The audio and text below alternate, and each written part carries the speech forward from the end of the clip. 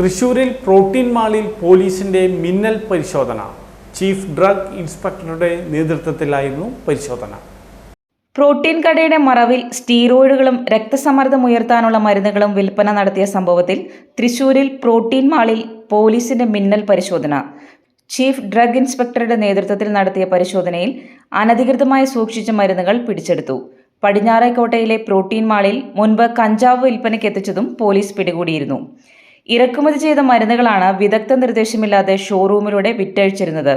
Thrissur city police കമ്മീഷണർക്ക് ലഭിച്ച പരാതിയുടെ അടിസ്ഥാനത്തിലായിരുന്നു പരിശോധന. സീനിയർ ഡ്രഗ് ഇൻസ്പെക്ടർ സാജന്റെ നേതൃത്വത്തിൽ IB drug inspector Dhanya, drug inspector Renitha എന്നിവരും പരിശോധനയിൽ പങ്കെടുത്തു. അനാബോളിക് സ്റ്റീറോയിഡുകളും BP ഉയർത്തുന്ന ടെനിവ അടക്കം ഇറക്കുമതി ചെയ്ത മരുന്നുകളാണ് പിടിച്ചെടുത്തത്. ഡോക്ടറുടെ നിർദ്ദേശാനുസരണം നൽകേണ്ട മരുന്നാണ് ടെനിവ. ജിമ്മുകളിൽ പോകുന്നവർ ശാരീരികക്ഷമത കൂട്ടുന്നതിനായാണ് ഇവ അനധികൃതമായി ഉപയോഗിക്കുന്നത്. 400 ആംപ്യൂളുകളാണ് പിടിച്ചെടുത്തതെന്ന് ചീഫ് ഡ്രഗ് ഇൻസ്പെക്ടർ സാജൻ പറഞ്ഞു. ഇവയുടെ ദീർഘകാല ഉപയോഗം വന്ധ്യതയടക്കമുള്ള നിരവധി ശാരീരിക പ്രശ്നങ്ങൾ ഉണ്ടാക്കും. മരുന്നുകൾ പിടിച്ചെടുത്തെങ്കിലും അന്വേഷണം പൂർത്തിയാക്കിയ ശേഷമേ നടപടികൾ വരൂ.